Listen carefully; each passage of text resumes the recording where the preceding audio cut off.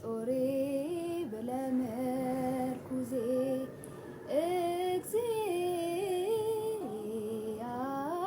እግዚአብሔርን ጥራው አመሰግን ዘንድ እነሳለሁ በኩል ሌሊት እንዳመሰገነ ነቢዩ ዳዊት በንጹህ ልቦና እንደ መላእክት እግዚአብሔርን ጥራው። ሁላችንም እግዚአብሔር ያሳድግልሽ እንበላት። እግዚአብሔር ያሳድግልሽ እህት ዓለም።